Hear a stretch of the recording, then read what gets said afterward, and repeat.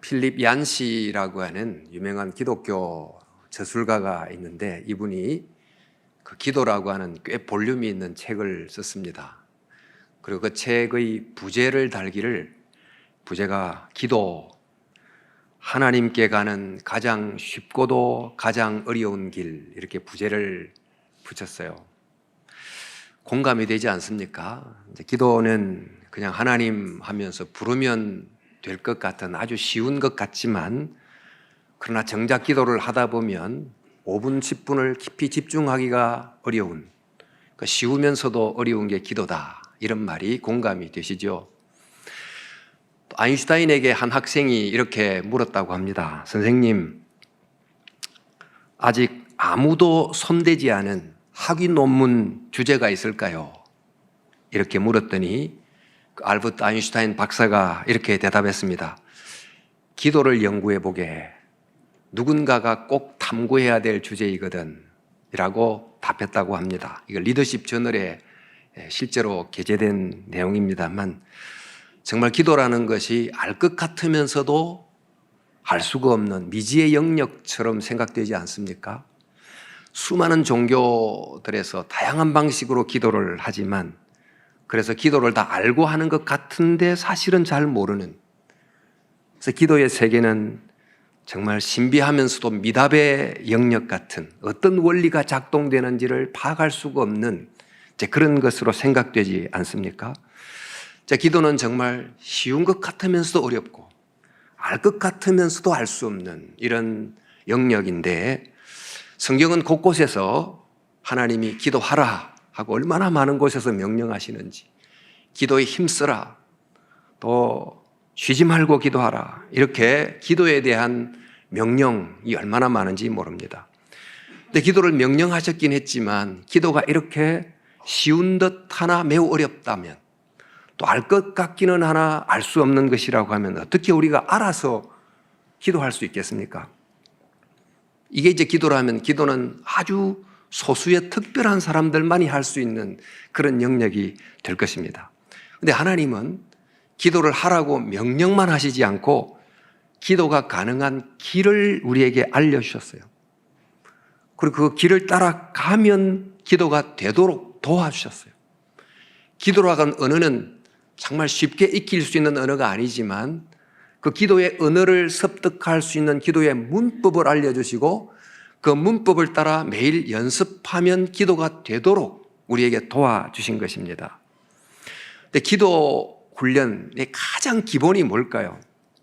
그 기본은, 기도라는 것은 어떤 비인격적인 원리나 기나 에너지나 도나 이런 대상을 향하여 바라보는, 또 주목하는 명상이 아니고, 성경이 말하는 기도는 말씀이신 하나님, 즉 우리에게 말씀하시기도 하시고 우리의 말을 들으시기도 하는 인격적 하나님에게 우리가 말하는 것이다 하는 것입니다.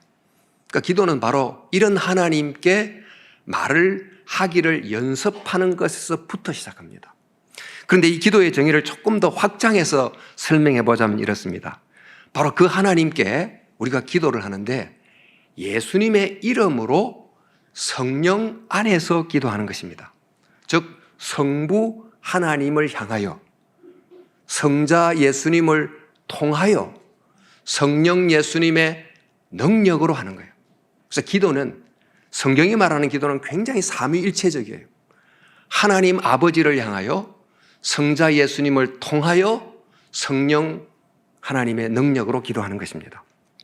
그래서 기도는 뭔가, 기도의 정의를 조금 더 성경적으로 풀어서 자면, 기도는 삼위일체 하나님을 통하여 그분께 이르는 길, 이렇게 설명할 수 있습니다. 자, 여러분, 대부분의 기도를 한번 보십시오. 일단 기도의 대상이 막연합니다.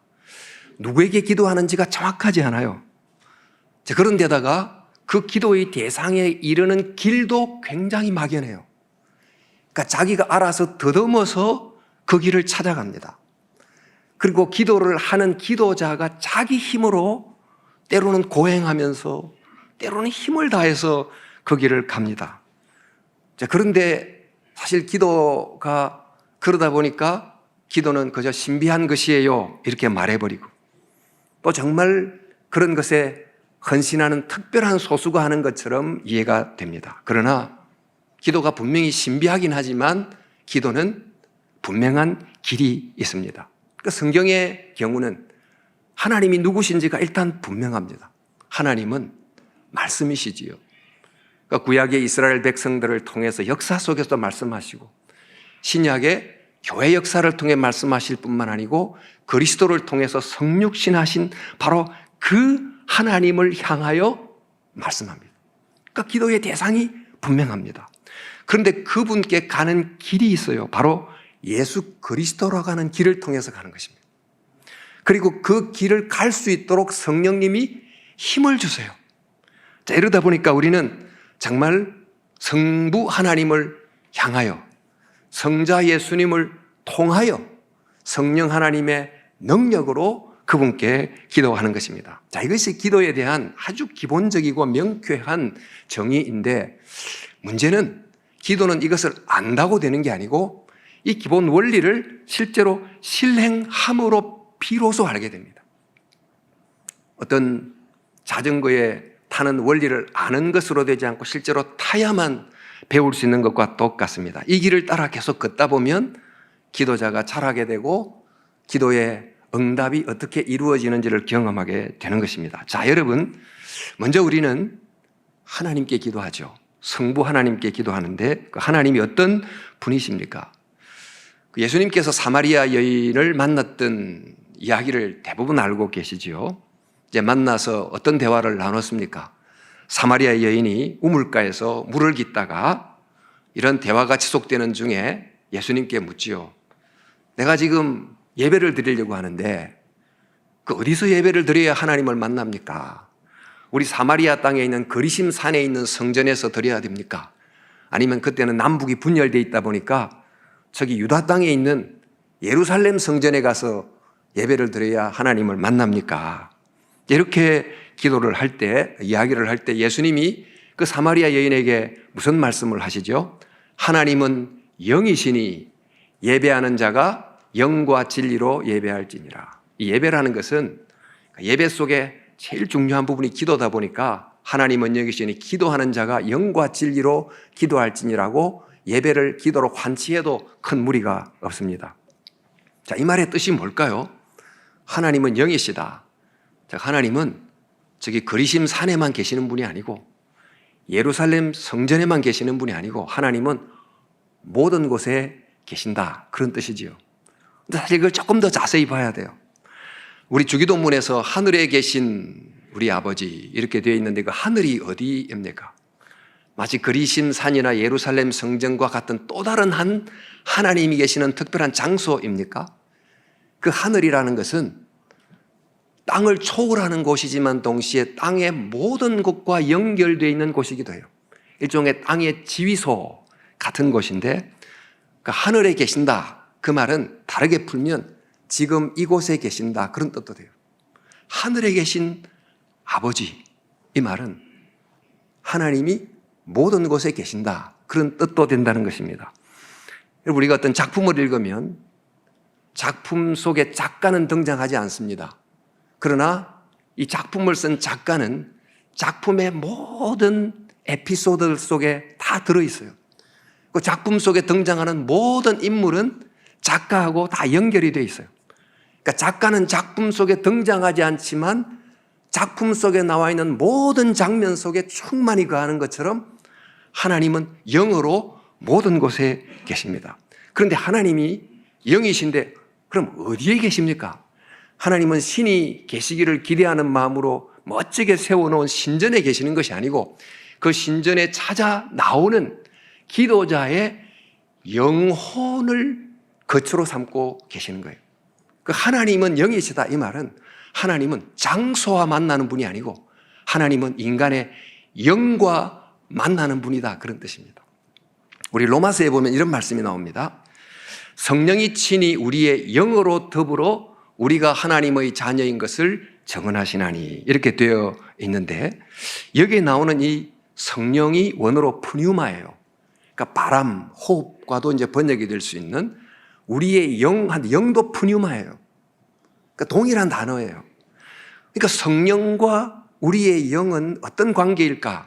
비유를 하자면, 그러니까 바람으로 비유하자면 성령은 모든 곳에 충만한 우리 밖의 바람이라고 하면 영은 우리 안에 있는 바람이에요.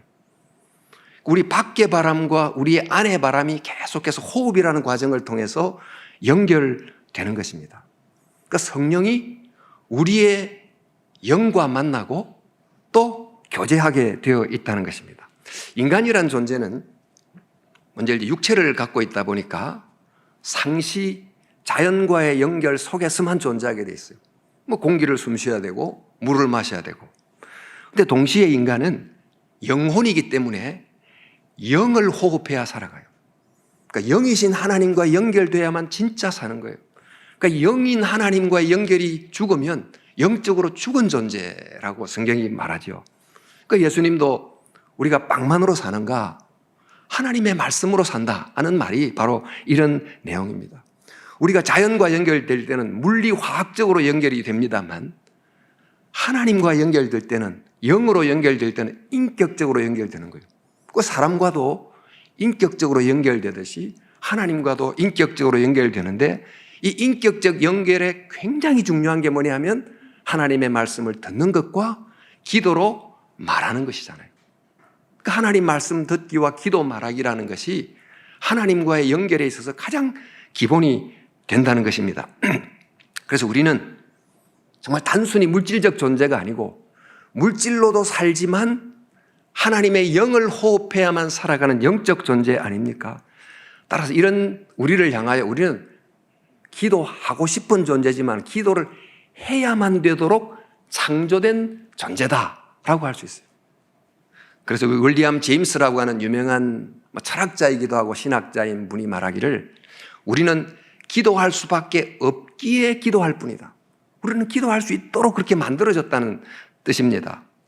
자, 그래서 우리 기도라고 하는 것은 사실 모든 사람들에게 주어진 보편적 언어인데 이 언어를 잃어버렸어요. 자, 여러분, 우리가 이제 이런 기도를 하나님께 드리는데 그러니까 우리가 어떻게 정말 이 기도를 제대로 하나님께 드릴 수 있을까? 여기서 성자 예수님이 역할이 굉장히 중요한 것입니다. 우리가 그 사마리아 여인의 이야기에서도 우리가 알 수 있듯이 사마리아 여인이 목이 말라서 우물가에 찾아와서 물을 깃습니다. 근데 물만 먹는다고 살 수 없기 때문에 뭔가 이 물과는 다른 것으로 채워야 되는 갈증을 충족시키기 위해서 영적 생수를 갈급해야 하지 않습니까? 근데 물을 깃는 우물물은 수가 어느 곳에 있다는 걸 알긴 아는데 영혼의 생수를 기를 수 있는 영혼의 우물가가 어디 있는지를 몰라요. 또 그 우물가가 있다 할지라도 그 물을 기를 수 있는 영혼의 두레박이 없어요. 이게 바로 인간의 상태인 거죠.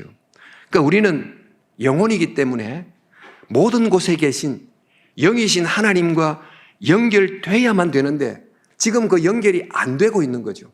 연결이 지금 방해를 받고 있습니다.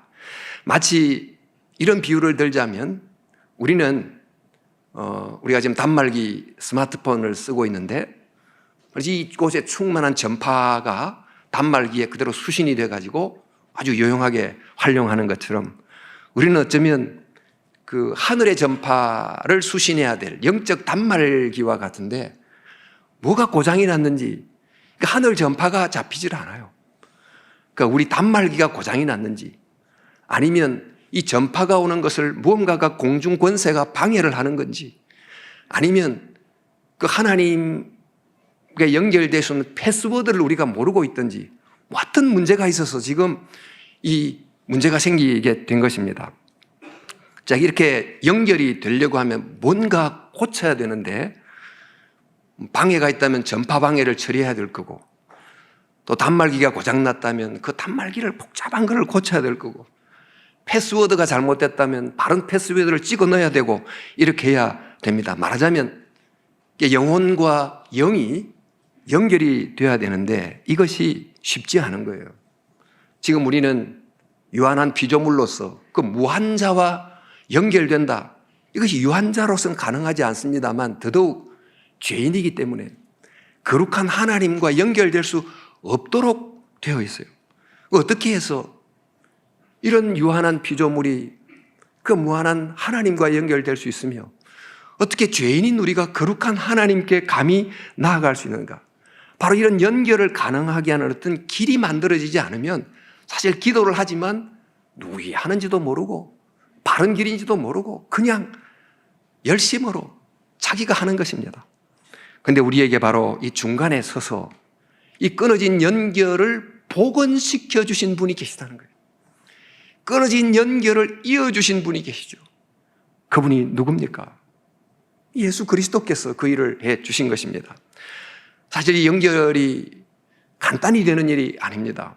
우리가 앞서도 이제 비유를 했지만 단말기가 고장나도 전문가가 고쳐야 되고 더더욱 송수신이 잘 안 된다고 하면 얼마나 수리할 때가 많이 있겠습니까? 지금 우리가 죄를 지음으로 우리 자신이 심히 고장나 버렸고 또 사단이 끊임없이 영적으로 우리를 방해하고 있는데 이런 우리의 상태를 하나님과 연결될 수 있도록 만드는 것이 누가 할 수 있어요? 어떤 인간이 할 수 있습니까? 누가 어떤 방식으로 할 수 있느냐는 것입니다. 그런데 어떤 존재도 할 수 없는 이 너무너무 어려운 이 연결 복원 작업을 하셨는데 바로 예수님이 십자가를 통해서 하셨어요. 이 십자가가 왜 위대합니까? 십자가가 했던 일이 십자가가 그저 저 사형틀에 달려서 한 분이 죽은 것처럼 보이는데 그 십자가가 정말 위대한 것은 어느 누구도 복원할 수 없는 이 하나님과 인간 간에 끊어진 이 영적 연결을 회복시키는 놀라운 일이었기 때문에 이 십자가가 이 인류 역사의 중심 사건이 되는 거예요. 이 십자가가 바로 그런 일을 한 거죠. 근데 예수님은 우리와 하나님을 연결시켜 주셨는데 그냥 이전처럼 연결시켜 준 것을 넘어서서 굉장히 강력한 연결이 되게 해주셨어요. 어쩌면 떨어질 수 없는 연결처럼 만들어 주셨습니다. 바로 이전에는 창조주와 인간으로서의 연결이었다면 영혼이 영이신 하나님과 연결되는 그런 연결이었다면 이제는 자녀와 아버지로서 연결되도록 만들어 주셨어요. 언약적 관계로 들어가게 해주신 거예요. 그러니까 이 관계는 얼마나 강력하든지 환난이나 곤고나 박해나 기근이나 적신이나 위험이나 칼로도 끊을 수 없는 관계로 만들어 주셨어요. 이게 바로 언약적 연결이에요. 여러분, 우리가 어떤 사람을 불쌍히 여겨서 개인적으로 정말 긍휼의 마음을 가질 수 있습니다만 그러나 내가 그를 책임을 져도 내가 내 아들에게 대해서 내 딸에 대해서 책임지는 거하고 같습니까? 틀리잖아요. 그러니까 굉장히 강력한 연결로 예수님께서 하나님과 우리를 연결시켜 주신 거예요. 그래서 예수님께서 십자가를 지신 다음에 성천하시고 올라가시면서 가장 먼저 하셨던 말씀, 그러니까 부활하신 후에 하셨던 가장 의미 있는 말씀이 바로 이 말씀이에요. 예수께서 이르시되 너는 이 마리아, 막달라 마리아를 향해서 하는 말입니다. 너는 내 형제들에게 가서 이르되 내가 내 아버지 곧 너희 아버지께 간다 하라. 그 이전까지는 하나님은 제자들의 아버지가 아니었어요. 예수님의 아버지셨지. 그런데 십자가를 통해서 드디어 제자들이 하나님께 입양된 양자가 됐어요. 그러니까 하나님이 우리의 아버지가 되신 거예요. 그러니까 그리스도를 통해서 이렇게 놀라운 연결이 이루어지게 됐는데 그리스도를 통해서 이루어진 이 놀라운 연결에 대한 비유가 신약 성경에 너무너무 많습니다. 예수님이 우리를 통해서 이루신 구원에 대한 상징이 얼마나 많습니까? 노예가 해방돼서 자유를 얻었다든지 또 법정에서 죄인이 용서받아서 의인이 됐다든지를 포함한 수많은 예수 그리스도께서 하나님과 우리를 이어준 연결에 대한 이미지와 상징들이 굉장히 많은데 그중에 또 하나가 예수님께서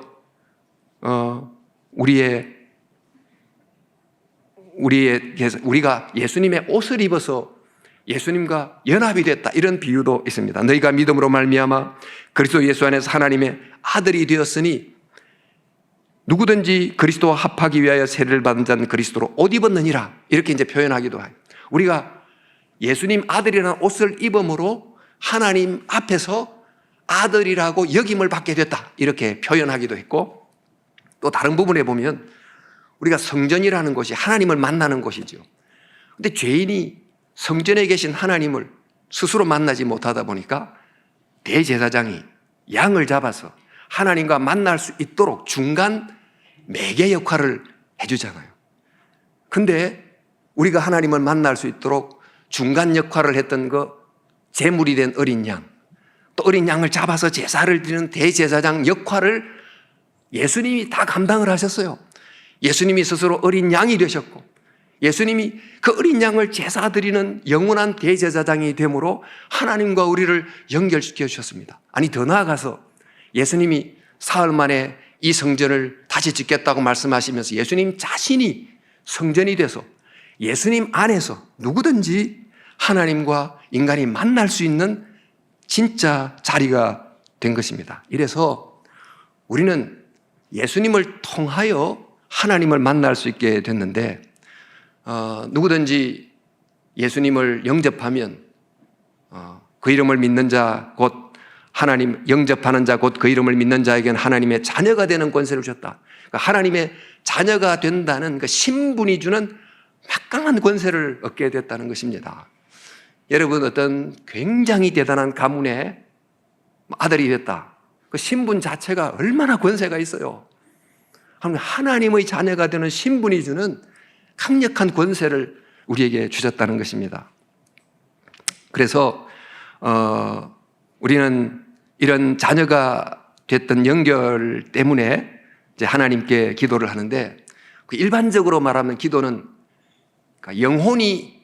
영인 하나님께 기도하는 게 일반적 기도입니다만, 그러니까 예수 그리스도를 통해서는 자녀로서 아버지께 기도하는 그 언약적 기도라고 하는 기도의 레벨이 바뀌게 된 거지요. 따라서 우리는 하늘에 계신 하나님이시여 이렇게 기도하지 않고 어떻게 기도하죠? 하늘에 계신 우리 아버지여 이렇게 기도하는 거예요. 하늘에 계신 우리 아버지여. 누구 때문에? 예수 그리스도 때문에 아버지여 라고 기도할 수 있게 됐습니다. 우리가 예수님의 이름으로 기도한다, 그 의미가 무슨 뜻입니까? 예수님 때문에 회복된 하나님의 자녀의 신분으로 기도한다는 거예요. 그래서 내 이름으로 무엇이든지 내게 구하면 내가 행하리라. 너희가 자녀로 구한다는 거죠. 자, 여러분, 기도를 명령하신 하나님은 기도를 명령만 하시지 않고 기도가 가능한 길을 우리에게 알려주셨는데, 그 길 중에 대표적인 것이 예수님의 십자가를 통해서 하나님과 연결되는 양자됨의 길을 열어주셨다. 자, 이렇게 우리가 이제 기도를 하는데, 세 번째 이제 성령 하나님의 능력으로 기도합니다만, 우리가 법적으로 양자가 됐습니다. 근데 법적 관계 안에 들어갔으나 그 아버지를 향하여 금방 친아버지처럼 편하게 대하기가 쉽겠습니까? 우리 입양된 경험이 대부분 없다 보니까 그렇습니다만, 그 입양이 성인이 돼서 입양이 됐는데 그 아버지이긴 한데 좀 불편하고 어색하고 그러지 않겠어요? 그런데 이 성령님께서 이 법적으로 아버지가 된 그 하나님 아버지에게 친밀하게 가깝게 느끼면서 다가갈 수 있도록 도와주시는 거예요. 그래서 우리 속에 양자의 영을 주셔서 우리 입으로 자연스럽게 아버지 하고 부를 수 있도록 해주시는 거예요. 우리 입으로 그냥 아버지 정도, 아빠 하고 편하게 부를 수 있도록 우리를 도와주시는 거예요. 그래서 로마서 8장 15절에 너희가 다시는 무서워하는 종의 영을 받지 아니하였고 양자의 영을 받았으므로 마음속에서 아버지, 아빠 하고 부를 수 있게 해주신다는 거예요. 또 갈라디아 4장 6절에 너희가 아들인 고로 예수님을 통해서 아들이 됐기 때문에 이제 성령님께서 아버지라고 부를 수 있는 아들의 영을 우리 속에 넣어 주셨다는 것입니다. 이리하여 우리는 법적인 아버지를 친아버지처럼 경험할 수 있게 돼요. 자, 이 친아버지로 경험하게 하는 성령님은 그 하나님 앞에 섰을 때 우리가 무엇을 기도해야 될지 모를 때 기도할 내용을 알려주세요. 성령께서도 우리의 연약함을 도와주십니다. 우리가 마땅히 무엇을 기도해야 될지 알지 못하지만 오직 성령께서 친히 말할 수 없는 탄식으로 우리를 위해서 간구하십니다. 마음을 살피시는 분께서 성령의 생각이 무엇인지 아십니다. 이는 성령께서 하나님의 뜻을 따라 성도를 위해서 간구하시기 때문입니다. 자, 우리는 기도를 통해서 이렇게 성령이 도우시는 기도를 통해서 하나님께 기도할 뿐만 아니고 또 하나님 아버지를 더 깊이 알아가도록 됩니다. 우리 에베소서 말씀도 우리 주 예수 그리스도 하나님 영광의 아버지께서 여러분에게 지혜와 계시의 영을 주셔서 하나님을 알게 하시기를 기도합니다. 그러니까 하나님을 정말 경험적으로, 체험적으로 알 수 있도록 우리를 계속 이끌어 주신다는 거예요. 그러니까 하나님과 자꾸 교제하다 보면 그냥 하나님을 이름으로만 알지 않고 경험으로 알게 되듯이 그렇게 도와주시는 거죠. 자, 여러분, 하나님은 우리에게 기도하라 이렇게 명령하셨습니다.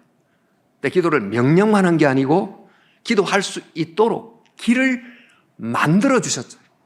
어떻게 만들었습니까? 예수 그리스도의 이름으로 연결하게 해주시고 관계를 맺게 해주시고 성령께서 도와주심으로 기도하게 해주신 것입니다. 그래서 우리가 사실 이 하나님이 우리를 위해서 마련해 주신 이 기도의 길을 따라서 계속 걸으면 기도를 배우게 돼 있어요. 근데 문제는 이 길을 걷게 되는 거예요. 실제로 걸으면 그럼 어떤 결과가 올까요? 하나님의 자녀가 된다고 하는 것은 두 가지가 있어요. 하나는 이제 하나님의 자녀가 됐기 때문에 아버지와의 사귐이 있어요. 자연스러운 사귐이 이루어지는 거죠. 그러니까 아들로 삼은 목적이 뭘까요? 하나님이 우리를 자녀로 삼은 목적은 그러니까 아들이 아버지를 닮게 하는 거예요. 그러니까 자녀로서 아버지를 보고 아버지와 사귀면서 우리 속에서 하나님을 닮아가는 성장이 있게 하는 것이 아들로 삼은 첫 번째 목적이에요. 그러니까 우리 자신이 하나님의 목표예요. 우리가 달라져야 돼요.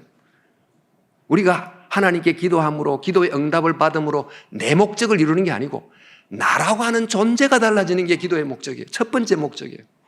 그게 하나님의 아들로 삼은 목적이죠. 근데 이제 아들이 된다는 것은 두 번째, 고대 사회에서는 그냥 요즘은 아버지 일과 아들 일이 다르지만 뭐 직업도 다르고 그러지만 아버지의 일을 계승한다는 뜻을 갖고 있어요. 그러니까 아버지 일을 받아서 이 땅에서 하나님 아버지의 뜻을 펼친다는 뜻을 갖고 있어요. 이 두 가지 의미, 그리고 이거 상속자라고 그러는데, 자, 여러분, 우리가 매일 하나님 앞에서 자녀로 기도하게 되면 우리를 성장시키는 결과가 옵니다. 만약 우리가 하나님과의 관계가 주인과 종의 관계라면 종은 문제가 있을 때만 찾아갑니다. 문제가 없을 때는 구태여 찾아가겠습니까? 또 주인도 불편한데 그 종이 매일 찾아오면 뭐 귀찮잖아요. 그런데 아버지와 자녀의 관계라면 문제가 달라져. 문제가 있을 때만 찾아가지 않아요. 문제와 상관이 없이 아버지는 만나고 싶어 해. 교제하고 싶어 해요. 그러니까 이 하나님과 아버지와 아들의 관계는 문제 해결사로서 아버지를 만나는 게 아니고 아버지로서 만나는 거예요. 그래서 우리는 항상 기도하고 항상 교제하고 항상 주님께 나아가야 되는 것입니다. 이런 사귐이 있다 보면 여러분 정말 위대하고 놀라운 분과 1년만 같이 있으면 우리가 안 바뀌겠습니까? 언어도 바뀌고 생각도 바뀌고 비전도 바뀌고 가치관도 바뀌고 그럴 텐데 하나님과 사귀면 그 사귀는 우리를 바꾸는 거예요. 이런 결과를 갖고 오죠. 그런데 또한 우리가 하나님 아들로서 기도하는 것은 말씀드린 것처럼 이 아들인 내가 가진 문제를 해결하는 게 전부가 아니고 내 문제만 해결되면 아들이 다 끝나는 게 아니에요. 내 아버지의 일이 잘 되는 게 아들의 목표예요. 아버지의 일이 뭡니까? 하늘의 뜻이 이 땅에 이루어지는 거예요. 그러니까 하늘의 뜻이 이 땅에 이루어지는 그 아버지의 일을 아들이 기도를 통해서 이어가는 거예요. 이게 바로 기도의 목적인 것입니다. 그래서 기도를 통해서 하나님의 통치를 대행하는 대리자가 되는 거, 이게 하나님의 형상을 회복하는 의미이지요. 자, 이것을 두고 성경은 아버지의 상속자가 된다 이렇게 표현하는데, 갈라디아서에 보면 아들이면 아버지로 말미암아 유업을 이을 자녀다. 유업을 잇는다는 말이 아버지가 가진 재산을 내가 누려서 막 이런 뜻이 아니고 아버지의 뜻을 이어받아 행한다는 뜻이에요. 그래서 사명을 감당하는 거예요. 너희는 다시 무서워하는 종의 영을 받지 아니하였고 양자의 영을 받았으므로 아바 아버지라 부르짖느니라. 자녀이면 또한 후사, 상속자, 하나님의 상속자이다 하는 것입니다. 자, 여러분, 그래서 우리는 정말 우물물만이 아닌 영혼의 생수를 마셔야 되는 존재이고, 물질의 음식만이 아닌 영혼의 음식을 먹어야 되는 존재고, 인간과의 대화만이 아닌 하나님과의 대화가 있어야 되는 존재입니다. 근데 이 기능이 너무 심하게 고장이 나 있어서 우리는 기도를 하지 않거나, 기도를 해도 효과가 없는 기도를 하거나 그렇게 지내는 경우가 많습니다. 이런 우리를 아시고 하나님께서 기도의 길을 만들어 주셨어요. 말씀드린 것처럼 예수 그리스도를 통하여 하나님과 연결될 수 있는 길, 법적 신분을 회복해 주시고 성령을 통해서 기도하도록 힘을 주신 것입니다. 얼마나 놀라운 것입니까? 우리가 지금 청와대는 옮겼지만 청와대를 제가 마음껏 드나들 수 있는 법적 신분이 있다고 하면, 백악관을 제가 마음대로 드나들 수 있는 법적 신분이 있다면 제가 그 신분을 사용하지 않고 정말 놀리고 하겠습니까? 수시로 들어가서 정말 그 놀라운 특권을 활용하지 않겠습니까? 하늘 보좌로 들어갈 수 있는 법적 신분이 내 속에 있는데, 하나님 아버지 집에 문을 열 수 있는 패스워드를 내가 알고 있는데 사용하지 않는 거예요. 활용하지 않는 거예요. 그 하나님의 자녀의 거룩한 신분을 그냥 사장시키고 있는 것입니다. 그래서 기도하라는 것입니다. 뿐만 아니고 우리에게 아바 아버지라고 부르라고 하셨어요. 하나님은 내가 아버지하고 부르는 걸 귀찮아 하실까요? 아버지는 자녀가 아빠하고 부르는 걸 기다려요. 불러주기를 기다리지 않습니까? 하나님은 우리가 어떤 상황이든지 어떤 형편이든지 어떤 상황이든지 아버지 하고 불러주기를 기다리고, 불러주면 우리에게 응답하시는 분이십니다. 사랑하는 성도 여러분, 그래서 우리가 이런 기도의 길이 있기 때문에, 기도의 은혜를 받았기 때문에 우리가 매일 예수님의 이름으로 그분 앞에 기도할 수 있기를 바랍니다. 우리가 매 순간마다 성령 하나님의 도움을 입어서 어떤 형편이든지 아버지, 아빠 하고 부르면서 나아갈 수 있기를 바랍니다. 그러면 하나님은 하늘에 계시기 때문에, 즉 하늘에 계신 분은 땅의 모든 곳과 연결되어 계시기 때문에, 하나님은 영이시기 때문에 바람처럼 모든 곳에 충만히 계시기 때문에 우리의 기도를 들으시고 우리와 함께 하시고, 그래서 우리를 성장시키시고 기도의 응답을 주실 줄로 믿습니다. 사랑하는 성도 여러분, 그래서 하나님이 만들어주신 이 예수님의 이름이라는 길, 양재의 영이라는 길을 매일 걸어감으로 이 기도의 특권을 놓치지 않고 기도합시다. 정말 기도를 통해서 우리 안에 변화가 일어나고 우리를 통해 세상의 변화를 만들어내는 놀라운 은혜가 저와 여러분 가운데 충만하시기를 주님의 이름으로 간절히 축원합니다.